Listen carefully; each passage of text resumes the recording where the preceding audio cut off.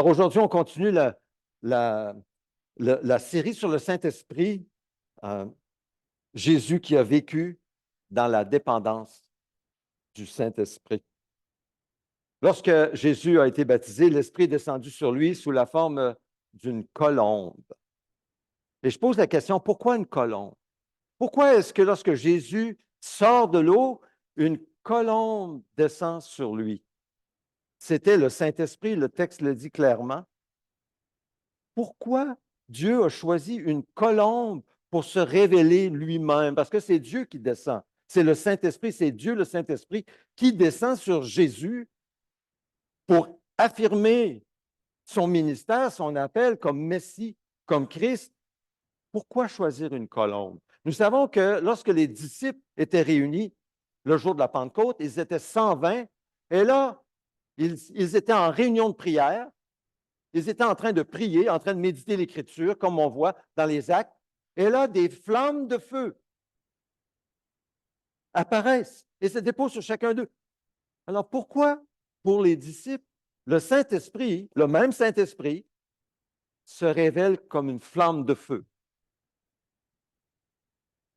Pourquoi pas une colombe? Et lorsque nous recevons le Saint-Esprit, Dieu ne nous apparaît pas. Moi, il ne m'a pas apparu. Je n'ai pas eu de vision extraordinaire. J'aurais aimé ça. Je le cherchais, je m'attendais à ce qu'il allait apparaître. Je me souviens dans le coin de la chambre, je pensais qu'il allait apparaître, mais il n'est pas apparu. Il n'y a rien eu.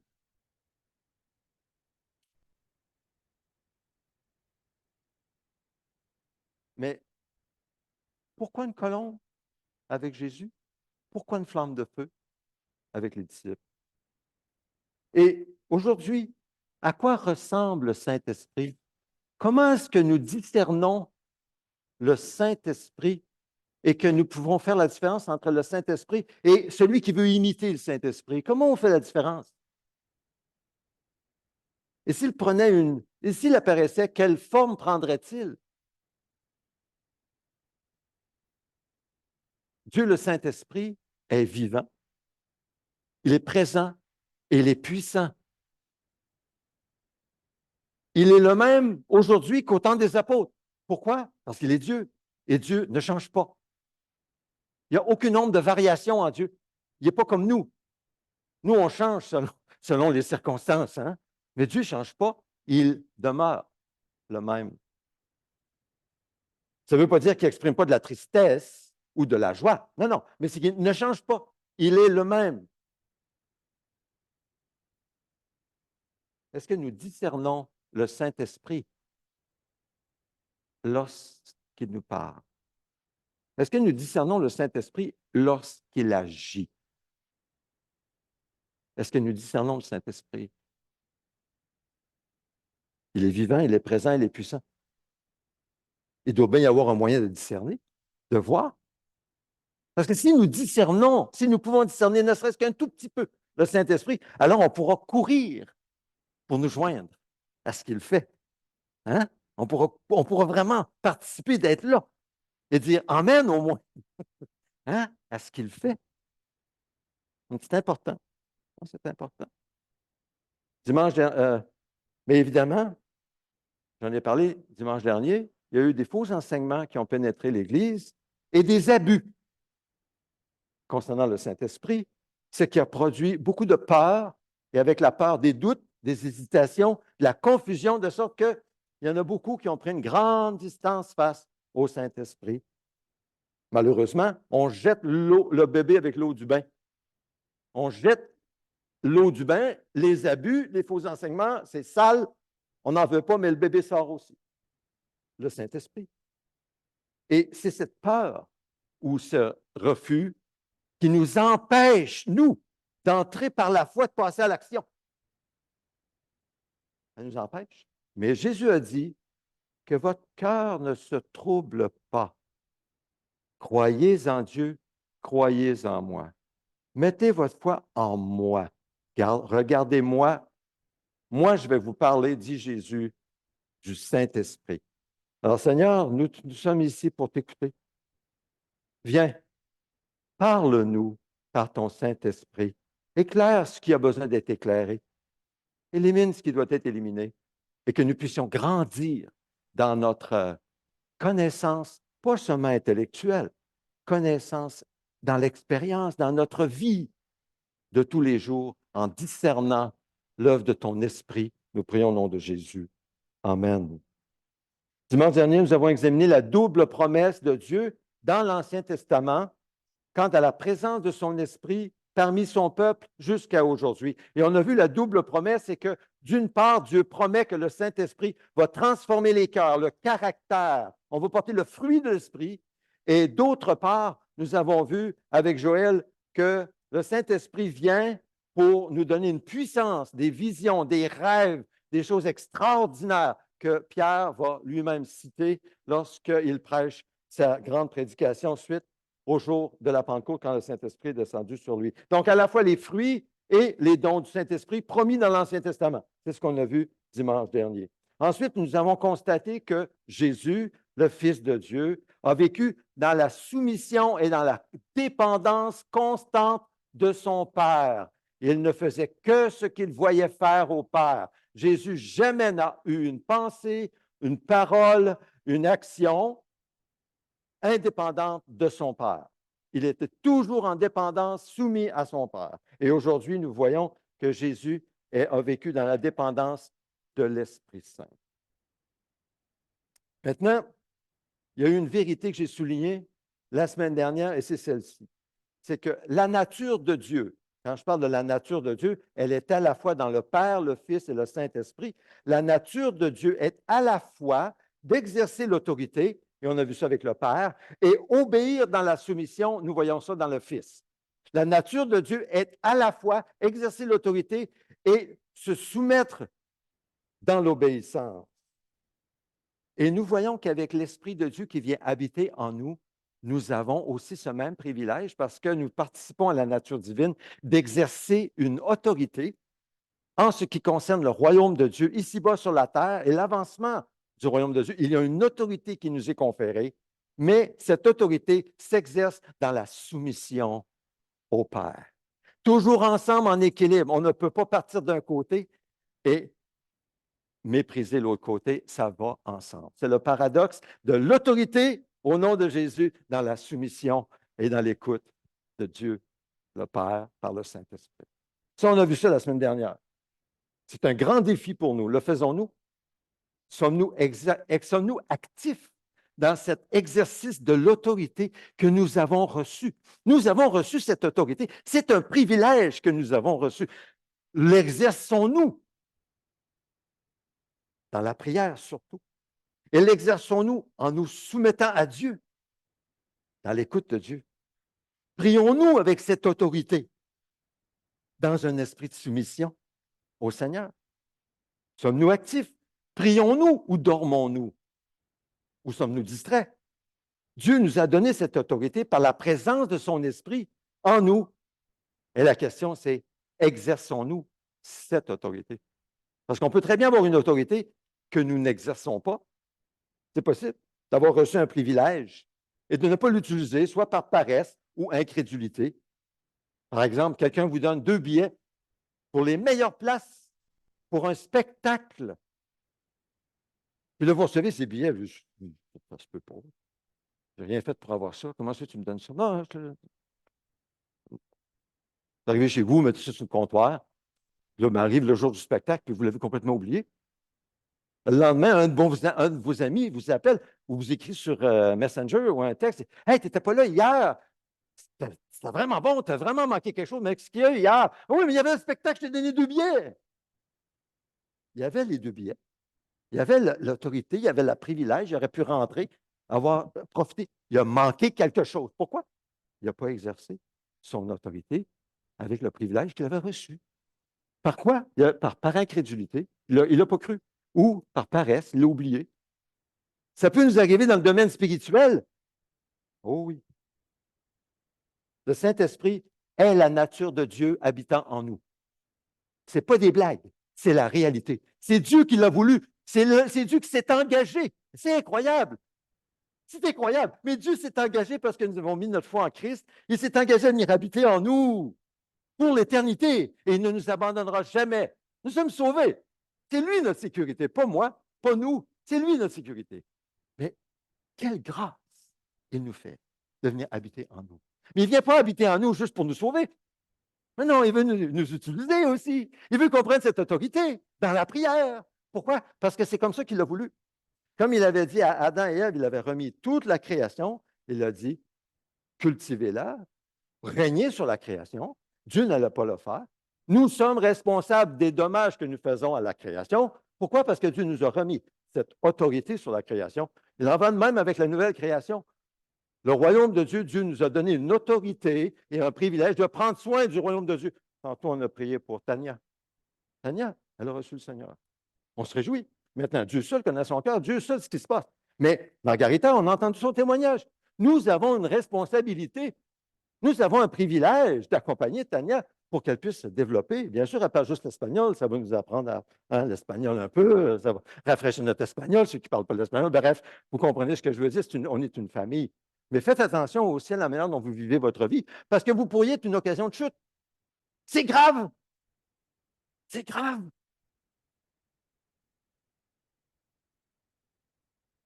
Dieu habite en nous et c'est le Saint-Esprit, lui, qui nous permet d'exercer cette autorité sur les affaires de son royaume sur la terre. Pourquoi? Parce que c'est comme ça qu'il a voulu. Donc, vous ne pouvez pas dire, « Ah, Seigneur, occupe-toi de ton royaume. J'ai bien hâte que tu reviennes. Mais moi, je ne m'occupe pas de ton royaume. » Tu ne peux pas faire ça. Il t'a remis l'autorité, il t'a remis le privilège de t'en occuper. Tu as une responsabilité parce que tu as reçu un privilège. Maintenant, exerce ton autorité dans la soumission de Dieu, à l'écoute du Saint-Esprit. Et le Seigneur va t'utiliser dans le royaume de Dieu. Il va t'utiliser pour amener des âmes au Seigneur. Il va t'utiliser pour prendre soin des âmes, pour faire des disciples. Il va t'utiliser dans toutes sortes de manières. Mais toi, garde tes yeux sur le Seigneur et exerce ton autorité. Oui, tu es responsable. Oui, tu es le gardien de ton frère et de ta sœur. Alors, mettons-nous au travail. Chacun à sa place. On a tous une place. Rien d'inutile. Personne ne peut dire, « Ah, moi, je n'ai pas de place. » Oui, on a tous une place. Nous avons tous reçu le même privilège et cette même grande responsabilité parce que nous avons tous reçu l'Esprit, la nature de Dieu en nous. Donc, ne le gaspillons pas. Ne vivons pas en vain. Ne perdons pas notre temps, mais servons notre Dieu pendant qu'il est encore temps. C'est très important. Aujourd'hui, on poursuit notre étude sur le Saint-Esprit, mais regardant à Jésus, notre modèle à suivre, est plus qu'un modèle, un sauveur. Jésus a vécu dans la dépendance de l'Esprit Saint. Jean-Baptiste, j'en ai parlé avec les enfants tout à l'heure, il avait une relation très intime avec Dieu, le Saint-Esprit, dès sa naissance. Jean-Baptiste, un grand prophète, le plus grand prophète avant Jésus. De tout l'Ancien Testament, Jésus l'a nommé ainsi. Et Dieu lui avait dit qu'il reconnaîtrait qui serait le Messie parmi le peuple quand il verrait que l'Esprit descendrait sur lui sous une forme corporelle.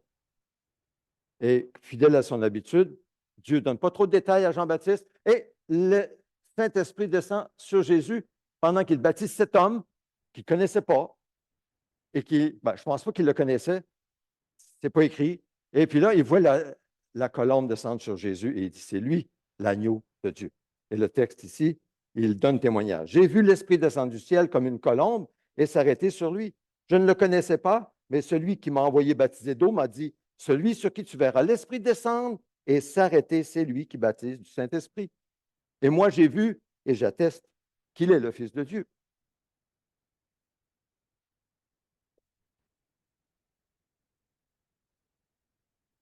En gros, c'est ça la mission de Jean-Baptiste. C'est ça. Témoigner, lui, baptise du Saint-Esprit. Témoigner, cet homme, c'est Jésus.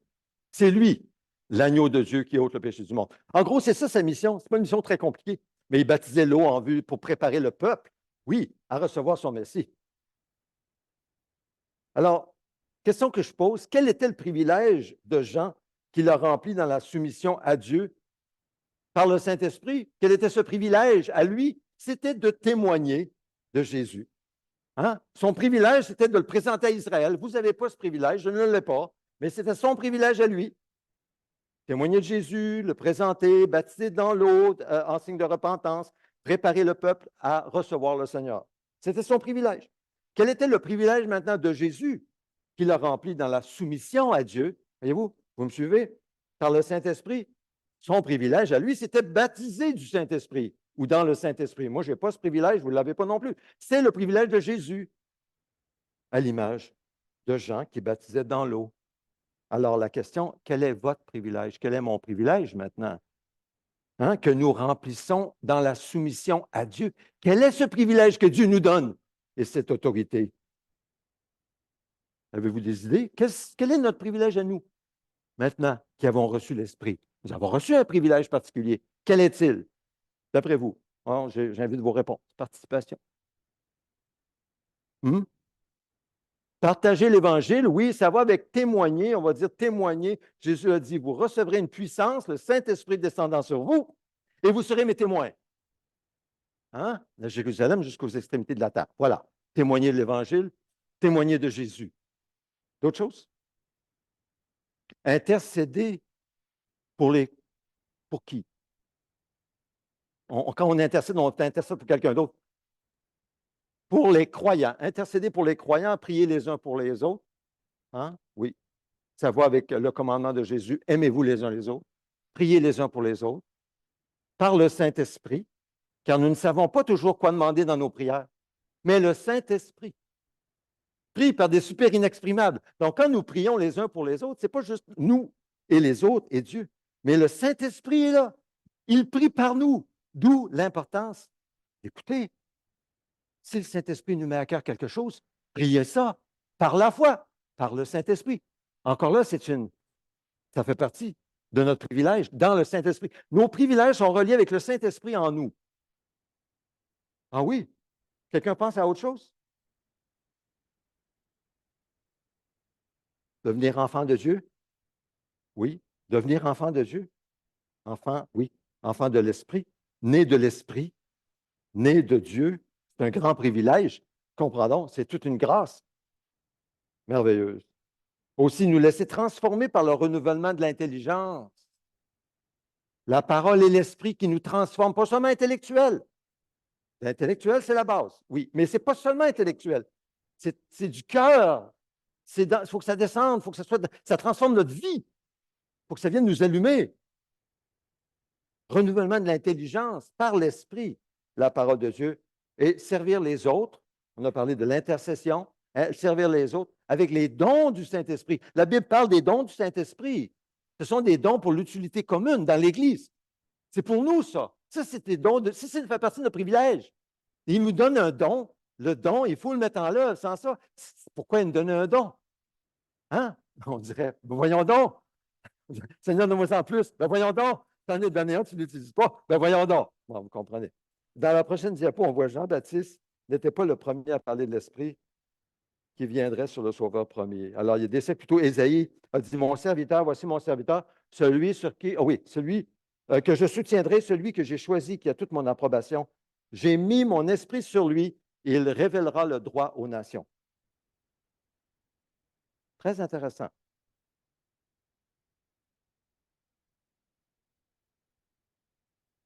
Avec le Saint-Esprit, qu'est-ce que Jésus va faire? Il va établir ou révéler, faire connaître le droit aux nations. Remarquez le lien entre l'esprit et le droit. Quel est le droit, selon Dieu, si ce n'est la parole de Dieu? La parole de Dieu est la vérité. Jésus, dans la prière à son Père, il a dit, ta parole est la vérité.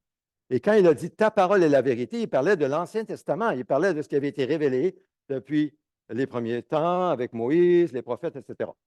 Ta parole est la vérité. Le droit, c'est la parole de Dieu.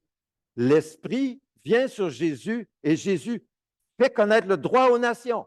Jésus lui-même a dit, je ne suis pas venu pour abolir la loi, mais pour l'accomplir. Ça veut dire quoi accomplir? Pas juste la mettre en pratique pour vous afin que vous n'ayez pas à l'accomplir. Pas du tout. La rendre complète. En fait, c'est plus exigeant de suivre Jésus selon le droit de Dieu que si nous avions vécu dans l'Ancien Testament. Il y en a qui pensent que non, si on avait vécu dans l'Ancien Testament, c'est bien pire. Là, c'était la loi, c'était la loi. Pas du tout. C'est une mauvaise compréhension. Quand on lit, par exemple, le sermon sur la montagne, de Jésus sur la montagne, Jésus va dire, il vous a été dit, tu ne commettras pas de meurtre. Mais moi, je vous dis, celui qui se met en colère, c'est pire, c'est même plus, il est bien encore. Il demande beaucoup plus, c'est plus demandant, c'est plus exigeant. Sévère en ses exigences, comme nous le chantons dans le chant. Oui, mais c'est lui qui révèle le droit aux nations. L'Esprit révèle le droit aux nations. Donc, l'Esprit de Dieu, envoyé sur Jésus sous la forme d'une colombe lors de son baptême, lui donne l'autorité de faire connaître le droit aux nations. Mais comme c'est beau, parce que la colombe, c'est un symbole de douceur. Donc, Jésus ne s'impose pas avec le droit en tapant. Pas du tout. On a toujours ça hein, dans l'esprit. Quand quelqu'un parle de la loi, on pense que quelqu'un va nous taper dessus avec la loi. Parce que c'est comme ça que le monde le comprend, mais Dieu n'est pas comme ça. Ses voies ne sont pas comme ça. C'est une colombe qui établit le droit. C'est en douceur. Pour que nous puissions nous y soumettre. Et en nous soumettant, voir que la loi est bonne, le commandement est juste et bon pour nous. C'est une bonne loi parce que ça vient d'un Dieu bon. La colombe qui établit le droit aux nations.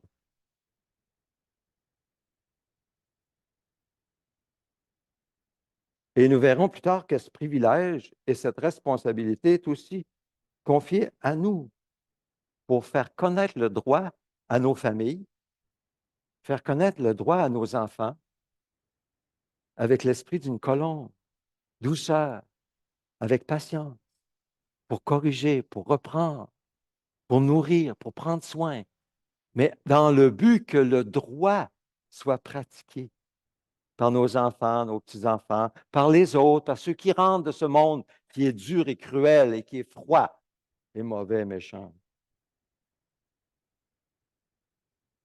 Maintenant, quelqu'un qui ne pratique pas le droit, hein, selon la parole de Dieu, et qui dit qu'il est rempli de l'Esprit, comment peut-on croire que quelqu'un dise, je suis rempli de l'Esprit, parce que je lui ai demandé de me remplir de son esprit, et il l'a fait, mais en même temps, sa vie est tout croche. Ça ne passe pas. Ça ne passe pas. C'est à la fois le fruit de l'esprit qui transforme le caractère et que la personne, dans son péché, avance petit à petit en étant de plus en plus comme Jésus dans le droit, selon la parole de Dieu, et aussi, d'un autre côté, qui expérimente la présence du Saint-Esprit dans sa vie par la foi. Donc, vraiment, le signe que quelqu'un est rempli du Saint-Esprit, c'est quelqu'un qui vit selon le droit de la parole de Dieu. C'est un signe, il y en a d'autres. Alors, cette présence tangible de l'Esprit de Dieu sur Jésus, il était là. Jésus respectait le droit. Il n'a jamais péché. Il a respecté le droit du début à la fin. Et c'est une des raisons pourquoi on peut dire qu'on est sauvé. Parce qu'en ayant respecté le droit, il a porté la condamnation qui nous revenait, nous qui n'avons pas respecté le droit depuis notre naissance. Alors, cette présence tangible avait été prophétisée 700 ans avant la venue de Jésus.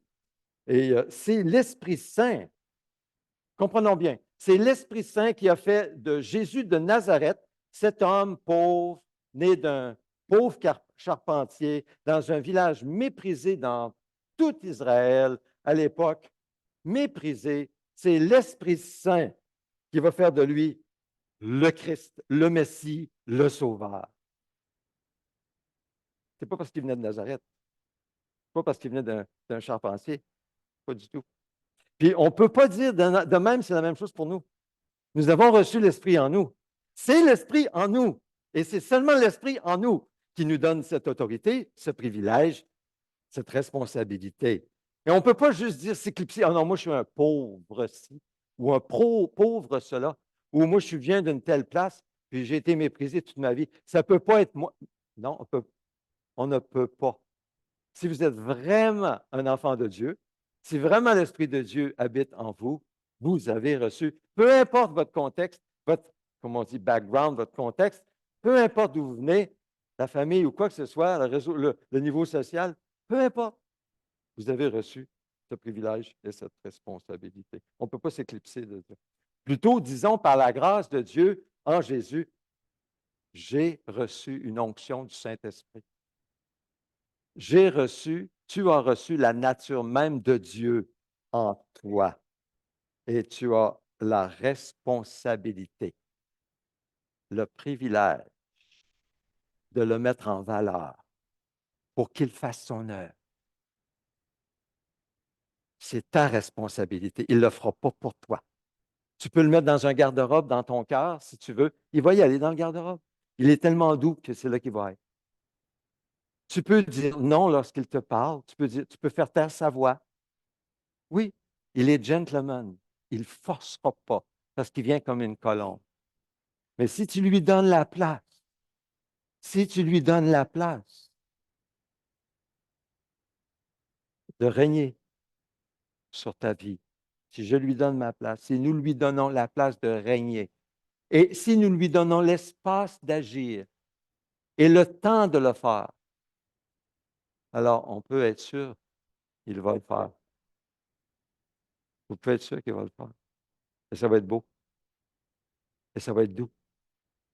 Et ça va être merveilleux. Et ça va guérir. Ça va libérer. Pourquoi? Parce que ce ne sera pas nous. Ça va être l'Esprit. L'Esprit de Dieu. L'Esprit de Dieu qui vient guérir les cœurs brisés. L'Esprit de Dieu. L'Esprit de Dieu. Voulez-vous ça? Moi, je veux ça. Moi, je veux ça. L'Esprit de Dieu qui vient. Oui, qui va t'utiliser. Oui, toi. Oui, moi. Oui, nous. Oui. Il va le faire par grâce. Parce qu'il t'a donné ce privilège. Tu as cette autorité. Il va le faire comme il veut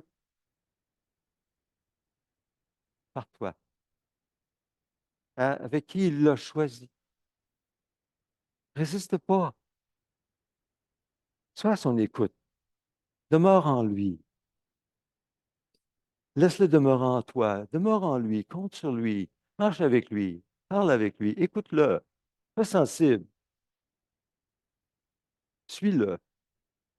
Expérimente des choses. C'est correct si tu fais des erreurs. Moi aussi, je vais en faire des erreurs. On en fait tous des erreurs. Il n'y a pas de perfection ici. Lui, il est parfait, pas moi, ni nous. On fait des erreurs. C'est certain. Mais les erreurs, il le sait déjà. Il va nous apprendre. Un peu comme Jésus qui apprenait ses disciples. Ils n'ont pas appris du jour au lendemain. Ça a pris des années.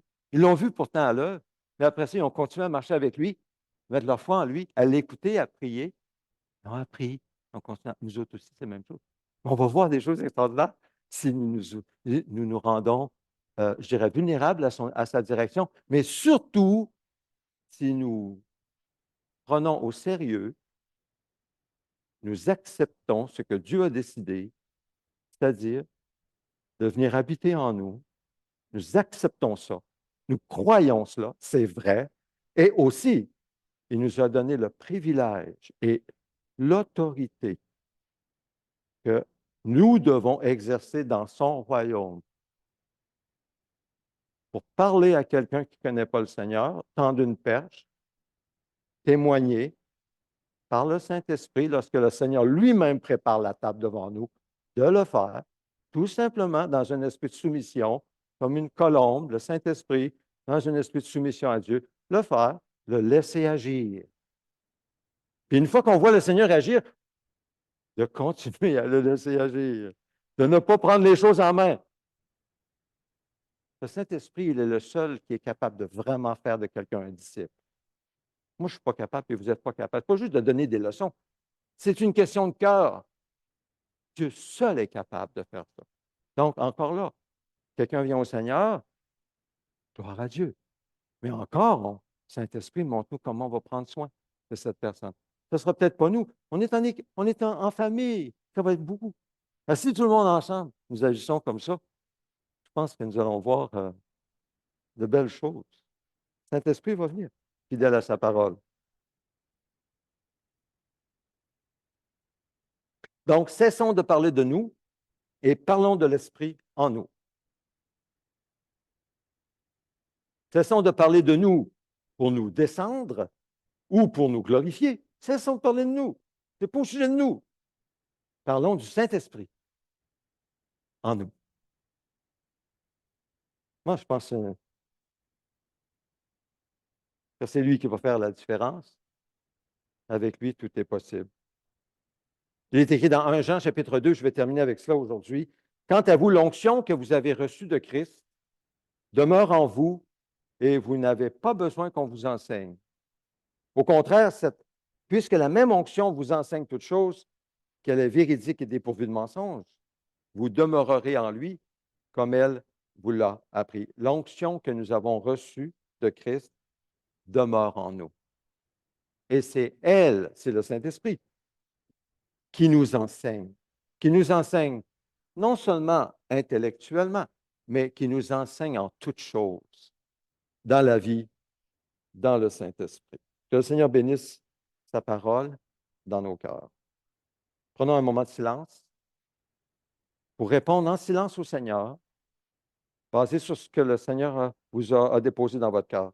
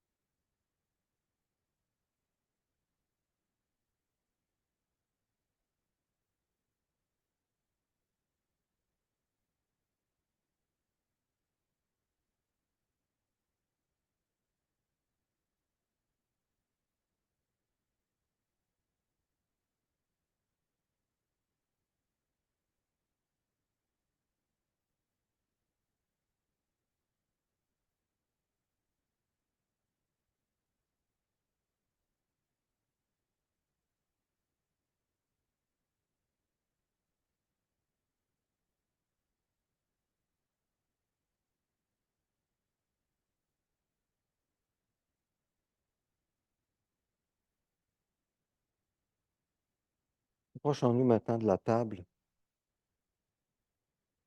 le repas de communion. J'aimerais qu'on puisse faire monter des prières au Seigneur si vous le voulez. Sinon, dans nos cœurs,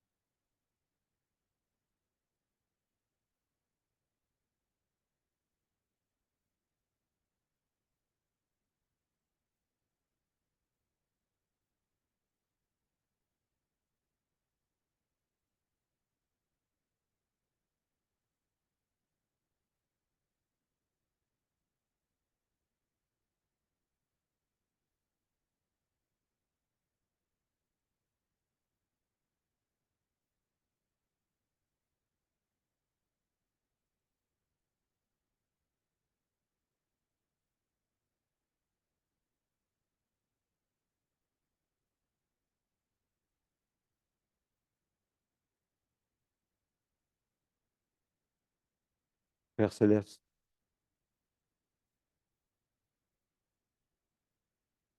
merci d'avoir envoyé ton Fils unique, Jésus. Et merci, Jésus, d'avoir accepté volontairement et avec amour de venir pour te soumettre à l'Esprit de Dieu. Et qu'ensemble, Seigneur Dieu, le Père, le Fils, le Saint-Esprit, vous mettiez d'accord pour prendre le péché de l'humanité dans ton corps, Jésus, afin de réconcilier le monde avec toi-même. Et nous faisons partie de ceux qui avons cru.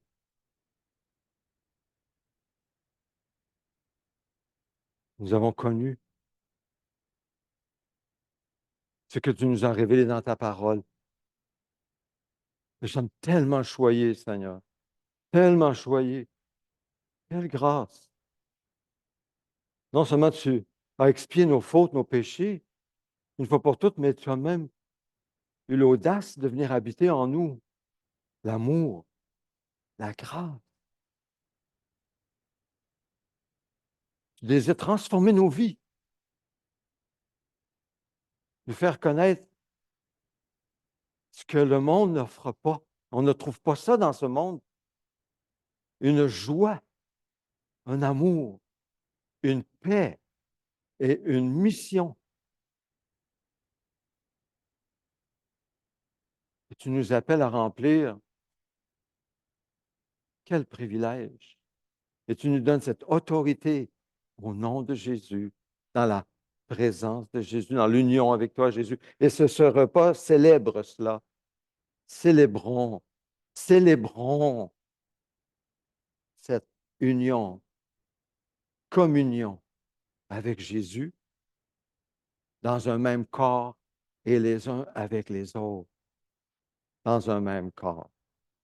Ô Esprit du Dieu vivant, oui, continue à faire ton œuvre. Continue à faire ton œuvre, Seigneur, dans nos vies. Nous prions au nom de Jésus. Amen. Alors, je vous invite à venir prendre une coupe, retourner à votre place, et puis nous allons le partager ensemble.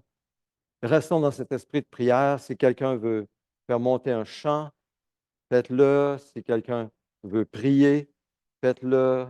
Vivons ça en famille ensemble.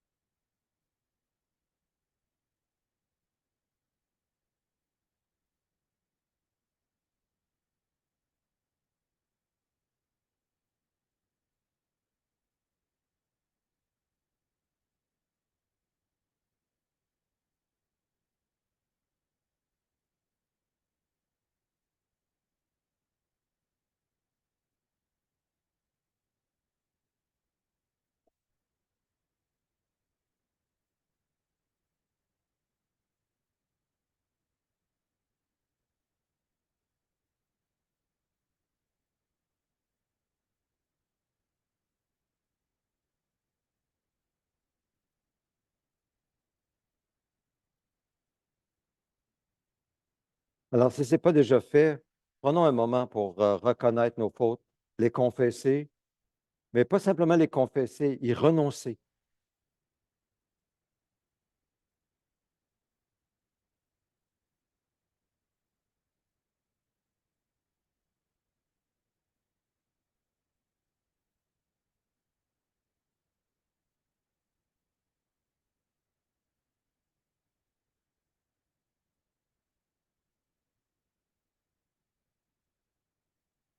Le Seigneur est souverain, descendu du ciel.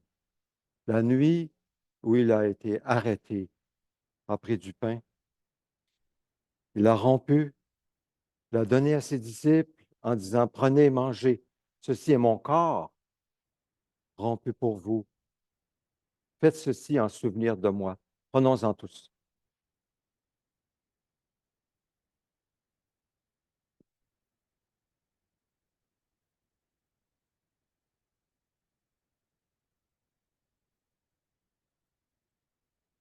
Seigneur Jésus, comme l'agneau pascal qui était rôti au feu jusqu'à l'intérieur, puis mangé par les pèlerins, comme type euh, illustrant ta mort à la croix. Toi qui es l'agneau de Dieu, nous prenons ce pain dans cet esprit. Nous mangeons ce pain dans cet esprit. Nous avons besoin de toi dans notre âme, esprit, agneau de Dieu par ton esprit. Merci Seigneur Jésus de faire un avec nous. Merci Esprit du Dieu vivant de transférer nos péchés sur Jésus, sur sa croix, et de transférer en retour sa justice. Merci Père céleste, lorsque nous te prions, de voir la justice de Christ quand nous prions au nom de Jésus. Merci de nous donner, basé sur la justice de Christ et non la nôtre. Ne regarde pas à nous, Seigneur. Regarde à Christ et donne-nous tout ce que tu veux donner à Christ, ton Fils bien-aimé, en qui tu as mis toute ton affection. Oui, donne-nous tout ce que tu veux donner à Christ. Il habite en nous par ton esprit. Ensuite, Jésus a pris la coupe et la donna à ses disciples en disant, ceci est la coupe, la nouvelle alliance en mon sang. Prenez, buvez-en tous.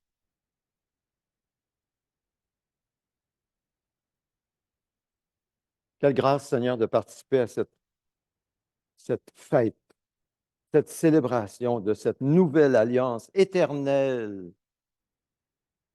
Il n'y en aura pas d'autre après. C'est la dernière.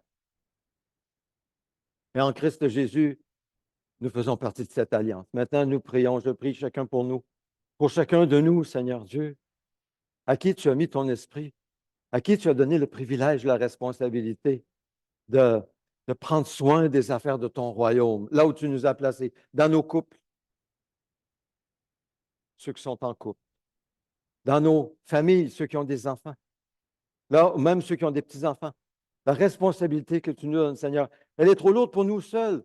Nous ne pourrons jamais remplir cette responsabilité, nous seuls. Nous avons désespérément besoin de toi. Oh Seigneur, remplis-nous de ton esprit. Remplis-nous de la sagesse qui vient avec ton esprit, l'amour qui vient avec ton esprit, la puissance qui vient avec ton esprit. Remplis-nous de ton esprit, de toi, pour parler aux enfants, pour parler aux petits-enfants, pour parler dans les couples, pour parler aux parents, pour parler à d'autres, pour agir, pas juste parler, agir, avoir une vie conséquente, parole et action, par ton Saint-Esprit. Oh, comme nous avons besoin de toi. Nous sommes si loin, Seigneur, de cet idéal, si loin. Mais quand même, tu mets ton esprit en nous. Tu n'attends pas qu'on soit parfait. Oh non, tu nous as sauvés quand nous étions pécheurs, quand nous étions ignorants et endurcis. Tu nous as sauvés. Tu es venu habiter en nous quand nous étions au pire de notre vie. C'est là que tu as choisi d'entrer en nous. C'est en nous. Donc maintenant, Seigneur, nous t'en prions pour chacun de nous. Donne-nous ce dont nous avons besoin chaque jour pour que tu fasses la différence dans la vie de ceux qui nous entourent, dans la vie vers qui tu nous envoies pour en tant que ton instrument, ton témoin, le membre de ton corps. Nous te le demandons au nom de Jésus. Amen.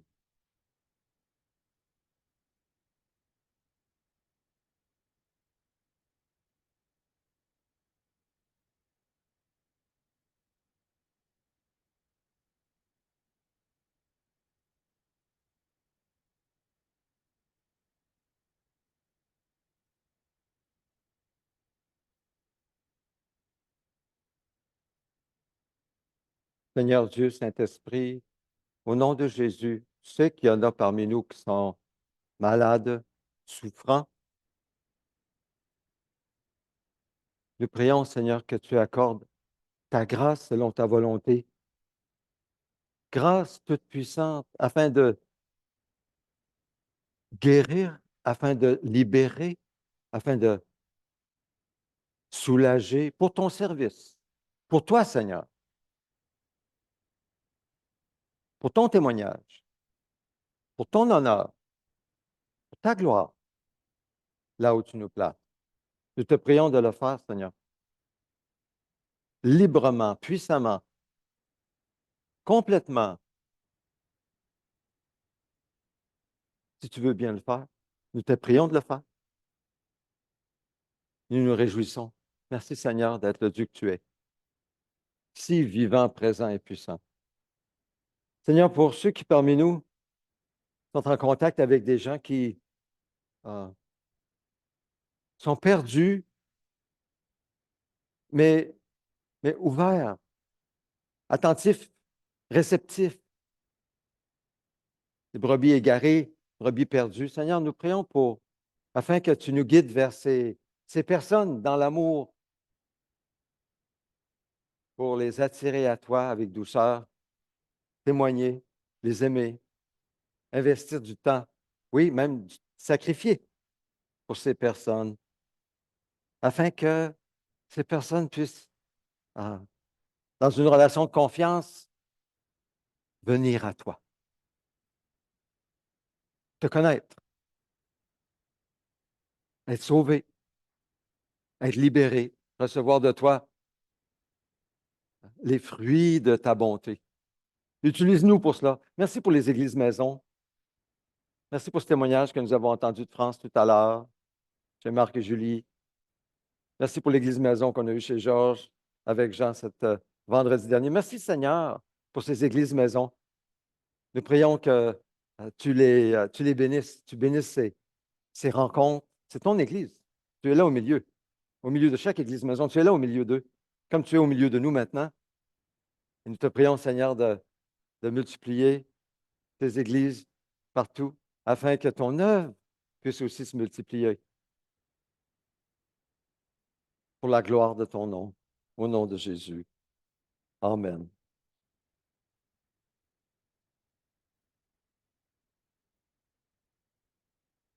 Je vous invite à prier la prière que le Seigneur nous a enseignée, notre Père céleste. Donc, si vous voulez, vous pouvez vous lever si vous le désirez. Ensemble, prions en pesant bien nos mots, en priant. Notre Père céleste, que la sainteté de ton nom soit respectée, que ton règne vienne, que ta volonté soit faite sur la terre comme au ciel. Donne-nous aujourd'hui notre pain quotidien. Pardonne-nous nos offenses, comme nous aussi nous pardonnons à ceux qui nous ont offensés. Ne nous expose pas à la tentation, mais délivre-nous du mal et du malin. Car c'est à toi qu'appartiennent dans tous les siècles le règne, la puissance et la gloire. Amen. Amen. Notre vision, ô Dieu, nous te désirons de tout notre cœur. Fais de nous une Église interculturelle renouvelée et en santé. Viens, transforme-nous de sorte que nous devenions des disciples centrés sur Christ, dynamisés par l'Esprit, axés sur la mission et capables de nous multiplier partout. Suivons Jésus avec passion, un pas à la fois. Prions, allons, soutenons et faisons des disciples de toutes les nations. Merci Seigneur, Dieu fidèle et bon, de prendre soin de nous, de prendre soin, Seigneur, de tous nos besoins, et même, Seigneur, de ceux qui en ont moins. Merci de pourvoir. Et parfois, tu pourvois par nous. Seigneur, merci. Reçois maintenant nos dîmes et nos offrandes. Reçois-les comme un parfum que nous t'offrons avec joie, par la foi et confiance, car tu es un Dieu qui est généreux envers nous et nous voulons apprendre à être généreux envers toi aussi pour l'œuvre de ton royaume. Nous prions au nom de Jésus. Amen. Vous pouvez vous asseoir pour les annonces en terminant. Alors, c'est l'Assemblée générale annuelle des membres réguliers. Les observateurs sont les bienvenus. Vous pouvez rester. Et puis, ça va vous permettre d'entendre les rapports aussi, ce qui est vécu, ce qui a été vécu parmi nous, quels sont nos objectifs pour cette année en tant qu'Église. Vous joindre à nous parce que vous faites autant partie de l'Église, même si vous n'êtes pas membre régulier. Vous faites autant partie de notre Église. Hein, puis vous êtes appelés à prier à nous soutenir, puis ensemble, nous grandissons ensemble. Donc, vous êtes les bienvenus à rester. Maintenant, tout de suite après la bénédiction que je vais prendre dans quelques minutes, il y aura la photo de l'Église. Et la photo de l'Église, elle est prise à l'avant ici. Nous allons avoir besoin de bénévoles pour déplacer les instruments. On va être à l'avant ici. Les enfants aussi vont remonter. On va prendre la photo de l'Église. Ensuite, on va descendre en bas au sous-sol, le café. On va partager des petites choses à partager en bas au sous-sol jusqu'à 4h30. Et à 4h30, on a l'opportunité de remonter en haut. Maintenant, on peut le faire en haut. C'est une option. Cette année, on aimerait l'essayer comme ça. Maintenant, pas de nourriture en haut. Très important, on ne porte pas de nourriture en haut à l'étage, ni café. Donc, de l'eau seulement. Bon, si je résiste à la tentation à chaque dimanche, vous allez être capable aussi. J'aimerais bien avoir mon café, mais c'est de l'eau que je bois à l'avant. Donc, pas de nourriture en haut. On va essayer de vivre la célébration ici, pas la célébration, mais l'Assemblée générale ici. On va le vivre cette année comme ça. On pense que c'est une bonne idée. Maintenant, il y a la question des enfants. La question des enfants, après que Sabrina prenne soin des enfants, comme elle le fait si fidèlement à chaque dimanche, les enfants deviennent la responsabilité des parents. Elle est toujours la responsabilité des enfants. On la confie des parents, mais on les confie nos enfants à Sabrina et à son équipe. Mais les enfants, donc, c'est la question qu'on se pose. Qu'est-ce qu'on fait avec les enfants? Est-ce que les enfants vont rester en bas, à l'arrière? Alors, si vous avez une solution, j'aimerais bien entendre la solution. Je ne suis pas trop sûr, mais quand on est en bas, les enfants, qu'est-ce qu'ils font? Ils jouent à l'arrière. De toute façon, si on est en haut, est-ce qu'ils vont jouer aussi à l'arrière? Je ne sais pas. Les portes vont être verrouillées. On va verrouiller les portes. Ça, c'est sûr, c'est très important. Donc, idéalement, ce serait que quelqu'un, peut-être, pourrait être bénévole pour surveiller un peu les enfants. Comme ça serait l'idéal. Mais bon, en tout cas, on va prendre la photo de l'Église. Ça va peut-être nous aider à trouver une solution. Mais d'ici là, quelques annonces. Forum des évangélistes. Ça, ce n'est pas seulement pour les évangélistes professionnels, c'est pour tous ceux qui veulent apprendre à partager l'Évangile. Donc, c'est le 22 et 23 mars prochain à l'Église évangélique Chauveau. C'est offert par Aujourd'hui l'Espoir. Je vous encourage, il y aura une préconférence aussi au sujet de la jeunesse, l'évangélisation de la jeunesse. Donc, il y aura 15 kiosques, je pense, quelque chose comme ça. Beaucoup, beaucoup, beaucoup de matériel qui sont offerts pour nous aider à partager l'Évangile.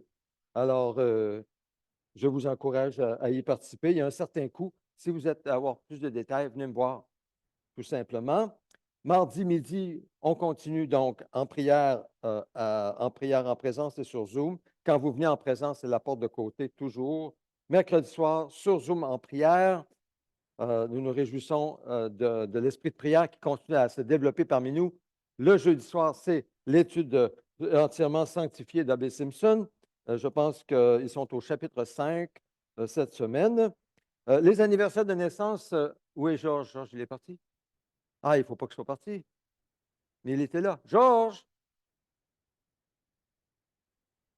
C'est l'anniversaire de Georges aujourd'hui, le 18 février. Et Winnie Michel, cette semaine, n'est-ce pas? 21 février, mercredi. Donc, bon, alors je pense que Georges, il a disparu. Sinon, on va chanter pour Winnie Michel et Georges. Marianne, à toi la note. Alors, les paroles sont ici. Joyeux anniversaire. Anniversaire, sois fidèle à Jésus. Que Dieu te bénisse, que tu grandisses en lui. Nous t'aimons, Winnie Michel. Amen. Levons-nous ensemble pour recevoir la bénédiction. Et tout de suite après la bénédiction, allez chercher vos enfants et on va venir pour la photo de l'Église. J'ai besoin de bénévoles. Recevons la bénédiction. Écoute-moi, mon fils, fais bon accueil à mes paroles et les années de ta vie seront nombreuses. Oui, Seigneur, donne-nous de t'écouter et de faire bon accueil de tes paroles. Et Seigneur, merci pour la bénédiction. On n'a pas idée, je pense, de la bénédiction qui nous accompagne quand nous écoutons et recevons tes paroles pour y obéir. Merci Seigneur de nous bénir. Au nom de Jésus, Amen.